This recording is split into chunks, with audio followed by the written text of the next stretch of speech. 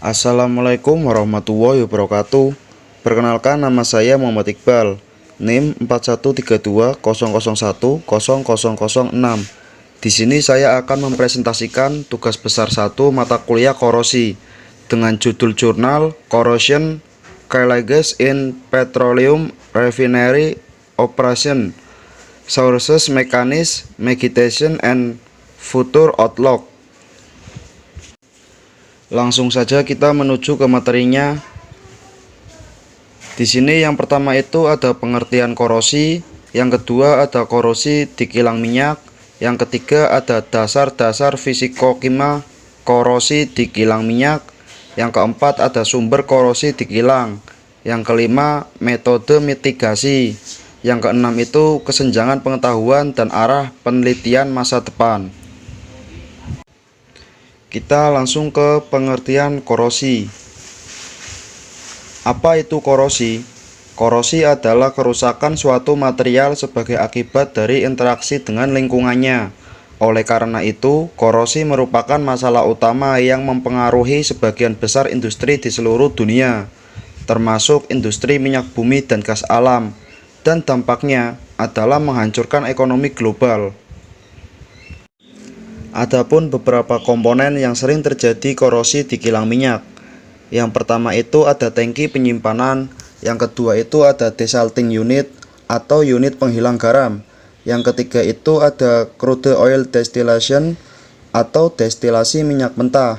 Yang keempat itu hydrotreating unit atau unit pengelolaan air. Yang keempat itu fluid catalytic cracking unit atau unit perangkahan katalitik fluida. Terus kita lanjut pembahasan ke tangki penyimpanan. Sebelum dipindahkan ke kilang, minyak mentah yang merupakan bahan baku kilang disimpan dalam tangki penyimpanan baja. Tergantung pada kapasitas kerja pabrik, tangki penyimpanan bisa setinggi 50 kaki dan lebar 100 kaki.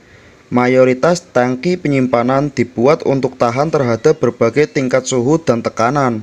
Namun, korosi dapat terjadi terlepas geometri, ukuran, dan fungsinya. Terus kita lanjut ke yang nomor 2, yaitu desalting unit atau unit penghilang garam. Sejumlah kecil garam anorganik yang terlarut dalam air seperti magnesium klorida dan kalsium klorida sudah dikirim dalam bentuk minyak mentah yang dikirim ke kilang. Desalter menghilangkan bahan anorganik dari minyak mentah untuk mengurangi pengotoran dan korosi pada unit pemrosesan lainnya. Desalting dapat dilakukan melalui dua metode, desalting kimia dan desalting listrik. Dalam desalting kimia, air dan pengemulsi ditambah ke minyak mentah, dipanaskan untuk mengikat garam dan kotoran lainnya ke dalam air, dan kemudian disimpan dalam tangki hingga mengendap. Dalam desalting listrik, tegangan tinggi yang diterapkan untuk memusatkan partikel air yang tersuspensi di dasar tangki. Dalam kedua metode tersebut, bahan kimia seperti amonia sering digunakan untuk menggunakan dampak korosi. Mayoritas bahan kimia penghilang garam adalah pengemulsi atau digunakan mengatur pH air limbah. Di nomor 3 itu ada crude oil distillation atau destilasi minyak mentah. Unit penyulingan minyak mentah memisahkan minyak mentah menjadi pecahan-pecahan produk yang berguna, yang kemudian diproses lebih lanjut di unit lain di kilang. Sistem penyulingan minyak mentah adalah jantung dari setiap kilang minyak. Jaringan penukar panas, drum flash, distilasi atmosferik, dan destilasi vakum merupakan komponen umum dari sistem destilasi. Yang keempat ada hydrotreating unit atau unit pengolahan air. Kotoran seperti sulfur dan nitrogen harus dihilangkan dari kilang minyak bumi untuk menjaga stabilitas dan mengurangi polusi. Prosesnya dapat kita lihat seperti pada gambar di samping. Korosivitas pecahan, jika pengotor ini tidak dihilangkan, maka akan berdampak negatif pada peralatan kilang, katalis, dan kualitas produk jadi. Unit hydrotreating dapat ditemukan di seluruh kilang. Unit hydrotreating dapat diklasifikasikan sebagai hydrotreating distilat, hydrotreating bahan bakar jet, atau hydrotreating umpan katalitik, bergantung pada aliran yang diolah. Namun semua unit hydrotreating memiliki tujuan dasar yang sama, menghilangkan sulfur yang terikat secara kimia di hidrokarbon. Di nomor 5 itu ada catalytic cracking unit atau unit perengkahan katalitik fluida. Berbeda dengan distilasi unit mentah yang menggunakan proses pemisahan fisik. Perengkahan katalitik fluida merupakan proses pemisahan kimia yang menggunakan katalis untuk memecah minyak gas berat menjadi hidrokarbon yang lebih kecil pada suhu dan tekanan tinggi. Unit distilasi vakum menyediakan sebagian besar bahan baku minyak gas berat untuk unit perengkahan katalitik. Unit perengkahan katalitik tipikal dibagi menjadi 4 bagian: bagian reaksi, katalis, regenerator, dan kolom fraksionasi. Terus kita lanjut ke slide berikutnya. Di sini itu ada dasar-dasar fisikokimia korosi di kilang minyak. Yang pertama itu ada korosi suhu rendah. Korosi suhu rendah T kurang lebih 100 derajat Celcius terjadi melalui mekanisme elektrokimia dengan korosi yang terjadi pada asam, netral, dan larutan alkali. Yang kedua itu korosi suhu tinggi.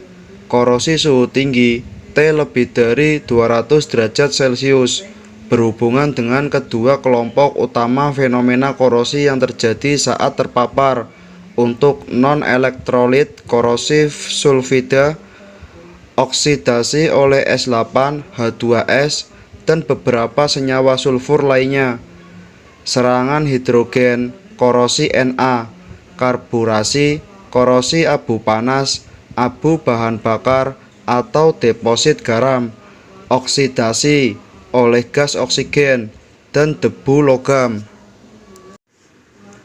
Terus kita lanjut ke slide berikutnya. Di sini ada sumber korosi di kilang. Yang pertama itu ada korosi karena asam naftenat atau Na. Yang kedua itu ada korosi karena HS2. Yang ketiga itu ada korosi karena CO2. Yang keempat ada korosi karena amonium bisulfida NH4HS. Yang kelima ada korosi karena amonium klori. Yang keenam itu ada korosi karena oksigen atau O2. Yang ketujuh itu ada korosi karena amine. Yang kedelapan itu ada korosi karena HCI. Dan di sini kita juga ada contohnya.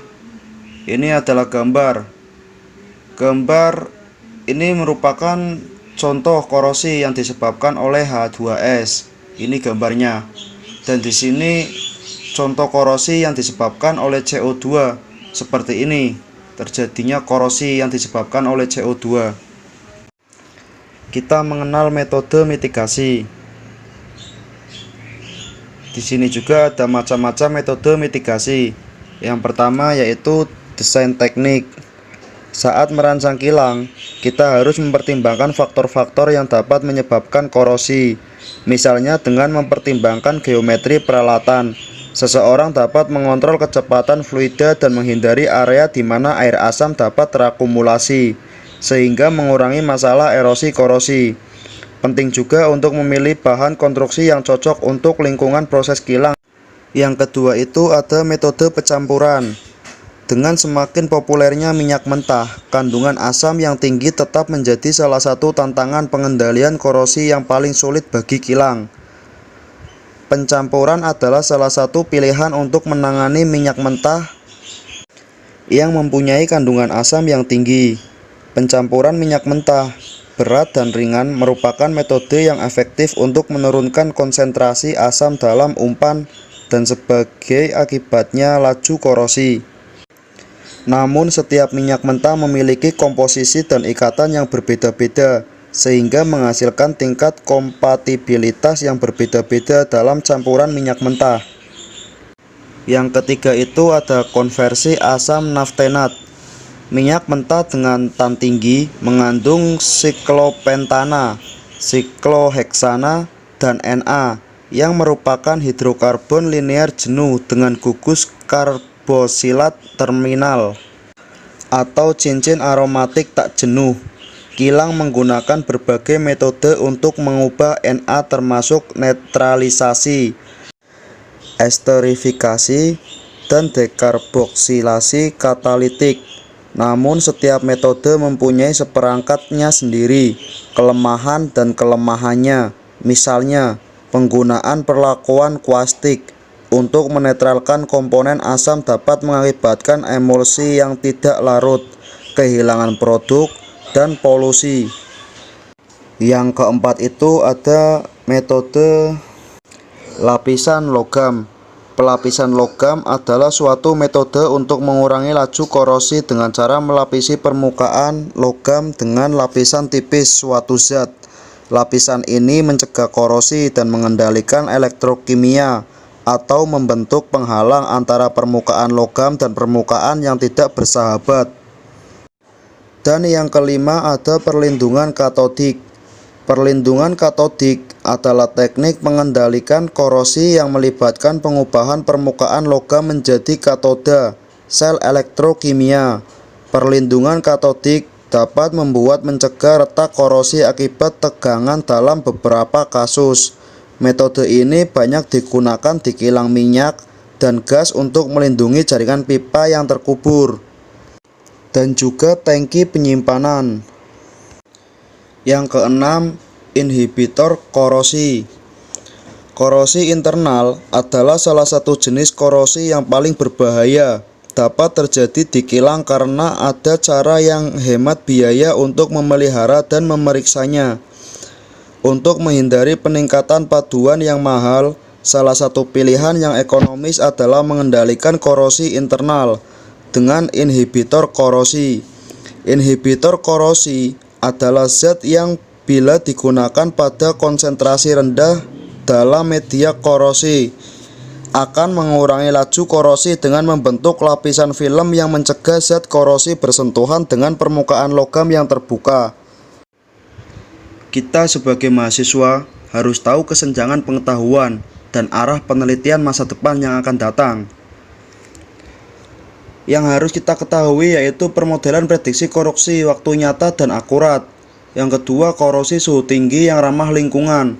Yang ketiga, data tidak cukup untuk amonium bisulfida NH4HS korosi. Yang keempat itu penggunaan nanomaterial dalam pelapisan.